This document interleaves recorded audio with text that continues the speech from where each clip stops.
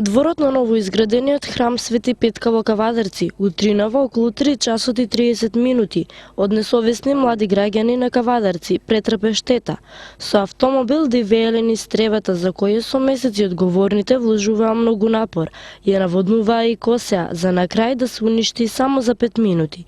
Свештениците од храмот упатуваат апел до граѓаните, за да ја подигнат својата свест на повисоко ниво и да не се случуваат вакви дивења околу објектот. Оваа прилика би искористил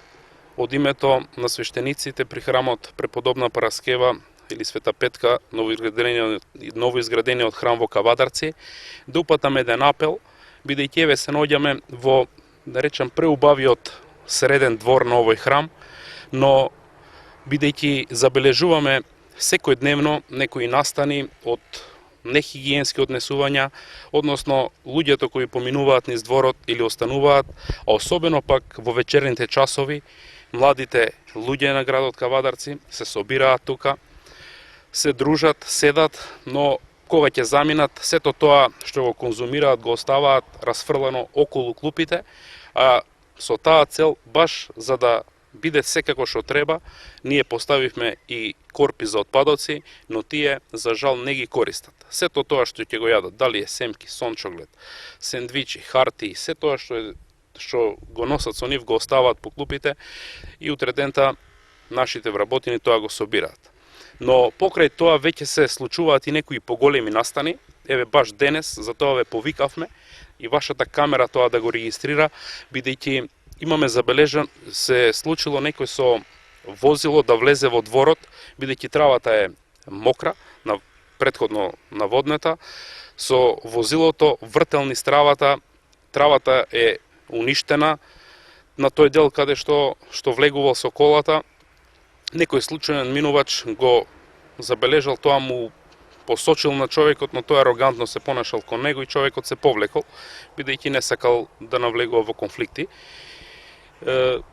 А жалосно е нешто што го имаме вака средено, за да луѓето си ги изнесат своите дечиња, бабите и дедовците своите внуци, бидејќи ги гледаме секојдневно колку убаво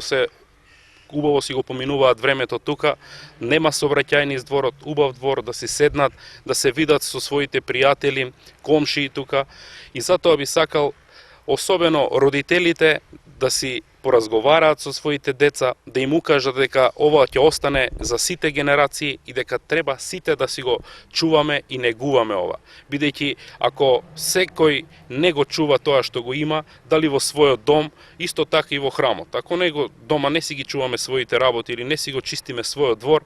ќе ни биде неубаво. Исто е и храмот. Треба да секој да си го осеќа како свој дом и да се однесува културно и сето тоа што, например, кога носат или деца си ги ранат тука, си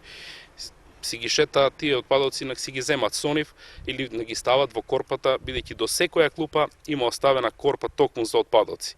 Но ноќно време имаме забележано неколку дена во овој период наназад, некој намерно доаѓа ги одвртува вентилите што се за наводнување на тревата. Кога ќе дојдеме се бајле, тоа дворот е цел како поплава.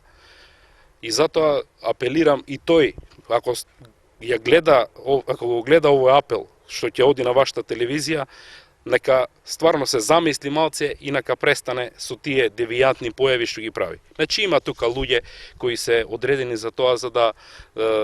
си ја вршат својата должност, односно да си ја наводнуваат травата, да си ја косат, знаат кога треба, како, што, и затоа би сакал најдобро намерно оваа моје обраќање да биде